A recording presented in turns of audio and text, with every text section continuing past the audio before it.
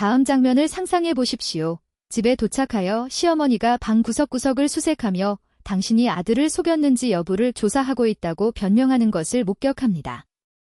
그리고 설상가상으로 그녀가 가방을 열었을 때 그녀가 증거로 훔친 보석들이 바닥에 떨어졌습니다. 이것이 바로 스베틀라나에게 일어난 일입니다. 오늘 여러분은 입이 떡 벌어질 이 이야기에 대해 배우게 될 것입니다. 안녕하세요, 청취자 여러분. 저는 안드레이 브랭코입니다. 다시 한번 알머스 안트릴레이 케이더즈 채널에 오신 것을 환영합니다. 음모와 배신이 뒤섞인 이야기를 준비하세요. 하지만 여러분이 상상하는 방식은 아닙니다. 그리고 가족의 사랑과 존경의 한계를 다시 생각하게 만드는 결과도 있습니다. 갑시다. 아이리너 미케일로브너 코드리에셔버는 자신을 괴물 같은 시어머니라고 생각한 적이 없습니다. 사실 그녀는 자신을 헌신적인 어머니로 여겼고 그녀의 외아들 드미트리를 어떤 위협으로부터, 특히 그녀가 생각하기에 가장 큰 위협인 아내 스베틀라나로부터 보호하기 위해 무엇이든 기꺼이 할 의지가 있다고 생각했습니다. 이리나에게 그 소녀는 적어도 그녀의 소중한 상속인에게는 불충분했습니다. 그리고 단순한 짜증으로 시작된 것이 3개월 전 마침내 부부가 자신의 아파트로 이사하게 되자 집착으로 바뀌었습니다. 이전에 그들은 음식의 양념부터 입는 옷까지 스베틀라나의 모든 단계를 완벽하게 통제하는 이리나와 같은 지붕 아래 살았습니다. 하지만 이사 후 상황은 달라졌다. 디미니의 전화는 점점 더 드물어졌고 그의 방문은 더욱 간격을 두게 되었으며 스베틀라너는 강제적이고 거의 기계적인 미소를 지으며 그를 맞이하기 시작했습니다. 이리나에게 이것은 단 한 가지 의미일 뿐입니다. 그녀의 며느리가 무언가를 숨기고 있다는 것입니다. 그리고 단순한 것이 아니라 배신입니다. 운명이 그에게 절호의 기회를 준 것은 그때였다. 그날 아침, 드미트리는 자신과 스베틀라나가 늦게까지 일할 것이라고 전화를 걸어 어머니에게 집에 들러 식물에 물을 주라고 부탁했습니다. 물론 이리나는 이사할 때 자신이 주장했던 대로 안전하게 보관하기 위해 별도의 사본을 가지고 있었습니다. 아파트에 들어서자마자 그는 첫 임무를 완수하고 거실에 있는 꽃병에 물을 주었다. 하지만 그의 눈은 닫힌 침실문을 거부할 수 없었다. 스베틀라나에게 숨길 것이 있다면 증거는 바로 거기에 있을 것입니다. 기대에 부풀어 손을 떨면서 그녀는 침대 옆 서랍을 뒤지고 매트리스 밑을 들여다보고 옷장에 있는 옷주머니를 뒤지기 시작했습니다. 아무것도 아님. 그녀의 손가락이 서랍장 위의 보석함에 닿을 때까지. 그가 그것을 열었을 때 그는 다이아몬드가 박힌 금 귀걸이를 발견했습니다. 이는 일반 회계사의 월급에 비해 분명히 너무 귀중한 것이었습니다. 자기 같은 여자가 이걸 쌀 돈은 어디서 구하지? 라고 그녀는 생각했고 이미 그것이 연인에게서 온 선물이라고 확신했습니다. 그녀는 망설임 없이 귀걸이를 가방에 넣었다. 그것은 그가 드미트리에게 제시할 반박할 수 없는 증거가 될 것입니다. 그러나 가장 폭발적인 발견은 아직 이루어지지 않았습니다. 침실용 탁자 서랍에는 남성용 양말 사이에 사진이 담긴 봉투가 숨겨져 있었습니다. 그중 스베틀라나는 레스토랑에 나타나 남편이 아닌 남자와 웃고 농담을 했다. 이리나의 심장이 뛰었다. 드디어 그는 기뻐하며 이미지도 저장했습니다. 이제 그녀는 며느리의 본 모습을 드러낼 수 있는 모든 것을 갖추게 되었다. 그녀는 자신의 조사에 너무 열중해서 시간이 가는 줄도 몰랐다. 그는 자물쇠에 열쇠가 걸리는 소리를 듣고서야 재난이 닥쳐왔음을 깨달았다. 드미트리와 스베틀라나는 마비된 채 침실 문 앞에 서서 터무니없는 광경을 목격했습니다. 그들의 어머니는 며느리의 속옷 서랍에 손을 넣고 현장에 잡힌 듯한 표정을 지었지만 자신을 당황하게 할 의도는 조금도 없었습니다. 엄마, 뭐 하시는 거예요? 드미트리는 깜짝 놀라 말을 더듬었습니다. 이리나는 위태로운 상황에서도 권위를 포기하지 않는 여왕처럼 자세를 바로잡았다. 그게 당신을 속이는 것인지 확인 중이에요. 내 아들아. 그는 경멸하는 표정으로 스베틀라나를 가리키며 대답했습니다. 며느리의 얼굴이 분노로 창백해졌다. 드미트리는 입을 열었지만 아무 말도 나오지 않았다. 그가 반응하기도 전에 이리나는 이미 자신의 증거를 과시할 준비를 하고 있었고 의기양양하게 가방을 꺼냈습니다. 그러나 갑작스런 움직임으로 그의 팔꿈치가 모든 것을 땅에 떨어뜨렸습니다. 메이크업과 스카프, 열쇠 사이에서 금고거리가 비난처럼 반짝였다. 이건 내 거야. 스베틀라나는 화장대로 달려가며 소리쳤습니다. 상자는 열려 있었고 보석은 흩어져 있었습니다. 30번째 생일에 선물을 주셨어요. 당신은 거기에 있었고 우리 부모님이 나에게 그것을 주셨을 때 보셨습니다. 드미트리는 귀걸이에서 어머니를 바라보았고 그의 눈에 담긴 무엇인가가 영원히 바뀌었습니다. 그는 더 이상 순종하는 아들이 아니라 상처받고 혐오스러운 사람이 되었습니다. 내 아내의 보석을 훔쳤나요? 그의 목소리에는 실망감과 분노가 섞여 있었습니다. 나는 그것을 훔치지 않았습니다. 증거로 삼았습니다. 이리나는 자신을 정당화하려고 노력했습니다. 그토록 비싼 물건을 살 돈은 어디서 구했을까요? 그것은 확실히 연인의 선물입니다. 부모님으로부터.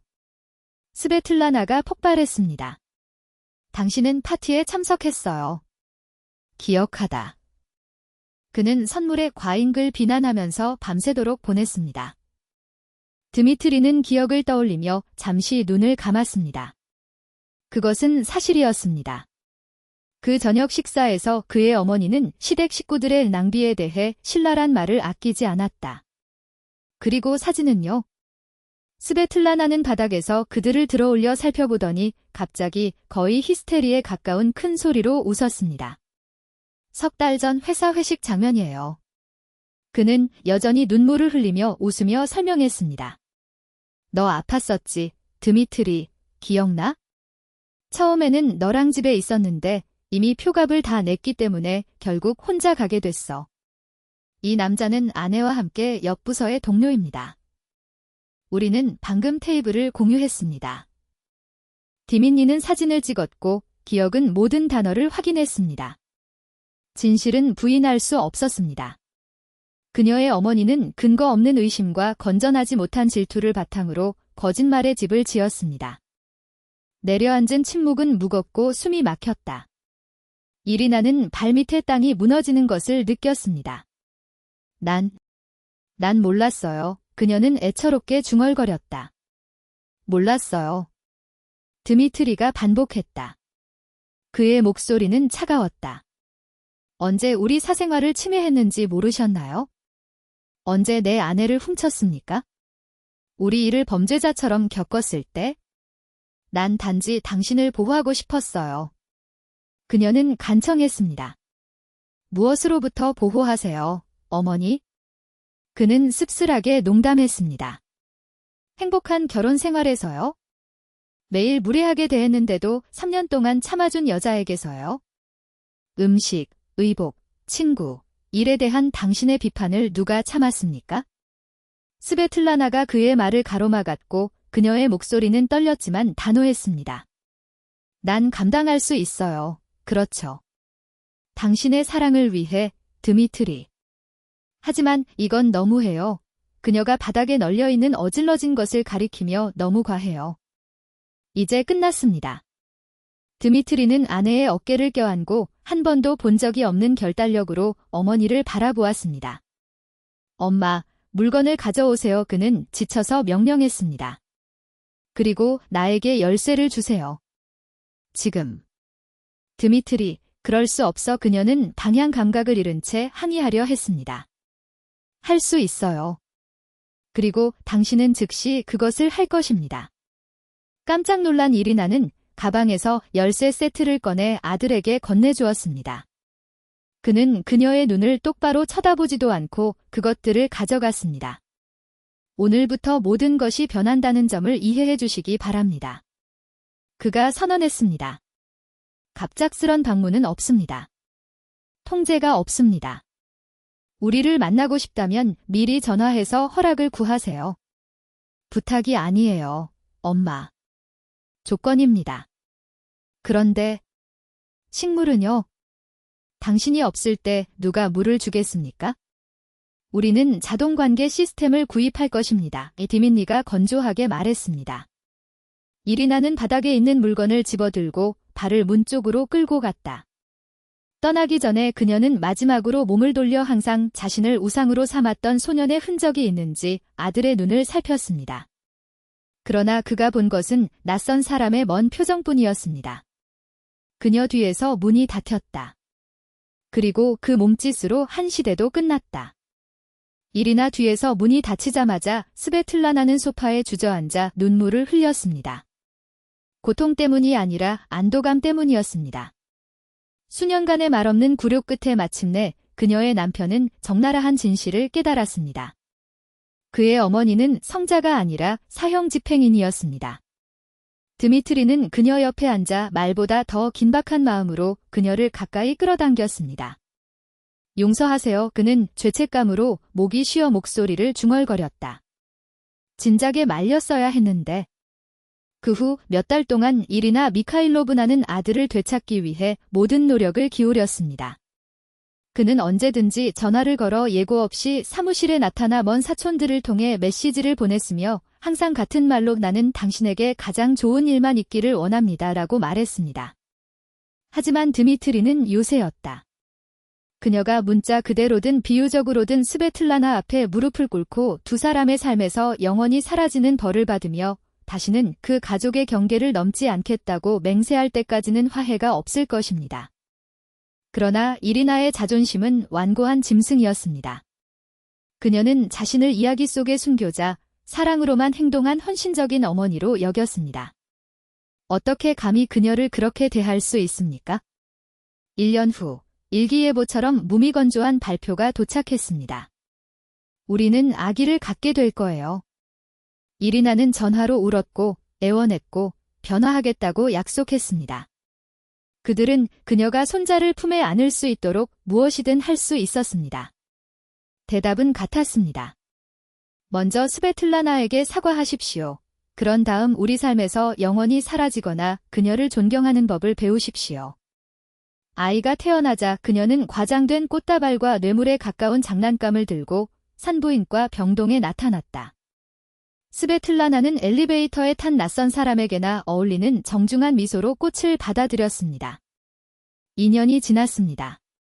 손자는 성장하고 있었지만 항상 부모님의 감시 아래서 할머니를 축하하는 데이트에만 보았습니다.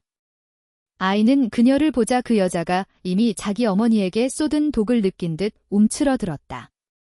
그러던 어느 날 이웃이 며느리가 자신을 얼마나 사랑하고 손주들이 그녀의 품에 안기게 되었는지 자랑하는 것을 들었을 때 이리나의 뭔가가 딸깍 소리를 냈습니다. 멍청한 귀걸이와 근거 없는 피해망상으로 인해 그녀는 모든 것을 잃었다. 자신을 우상으로 삼았던 아들, 아군이 될 수 있었던 며느리, 이제 그녀를 두려워하게 된 손자. 그날 밤, 그녀는 악수를 하며 드미트리의 번호로 전화를 걸었습니다. 꼭 만나야 해요. 전화로는 안 돼요. 몸소. 그들은 텅 빈 카페에 들어섰고 그곳에서는 증오가 그의 얼굴에 새긴 모든 주름을 노란 불빛이 밝게 비쳤습니다. 3년간의 조용한 전쟁으로 인해 그의 건강과 존엄성과 본질이 쇠퇴했습니다. 디머 그는 목소리가 갈라진 채 시작했습니다. 스베틀라나에게 사과하겠습니다. 사실. 그리고 다시는 여러분의 삶에 간섭하지 않겠다고 약속하겠습니다.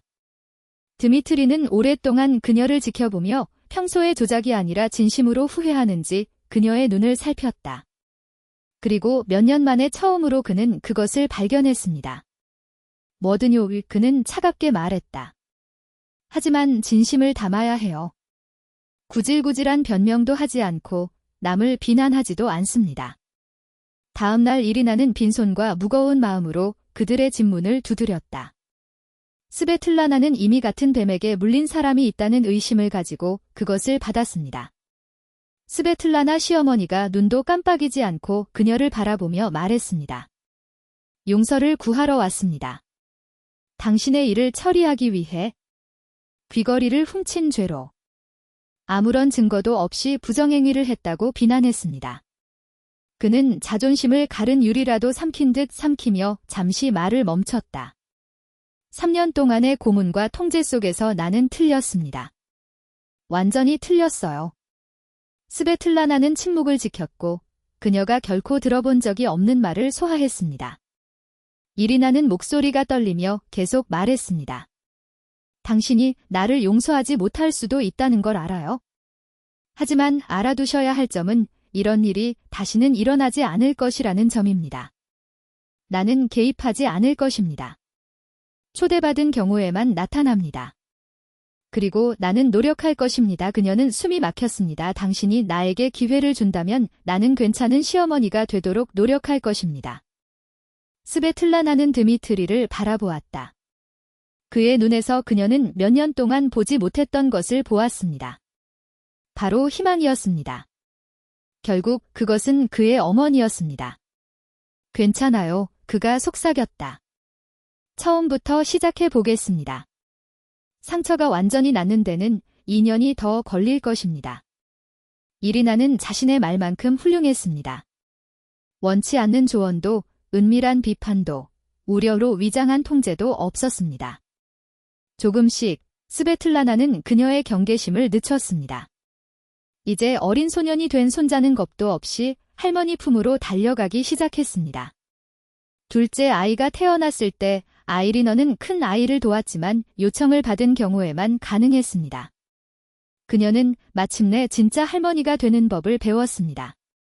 간수나 판사가 아니라 조건 없이 사랑하는 사람이 되는 것입니다. 때로는 모두 웃고 모두 함께 가족 앨범을 보다가 귀걸이가 폭탄으로 변하는 저주받은 날의 사진을 만지기도 했습니다. 그리고 그는 병든 자존심과 자신이 가장 사랑하는 사람들을 믿지 못하는 자신의 무능력 때문에 자신이 어떻게 모든 것을 거의 파괴할 뻔했는지 소름이 끼칠 정도로 의아해했습니다.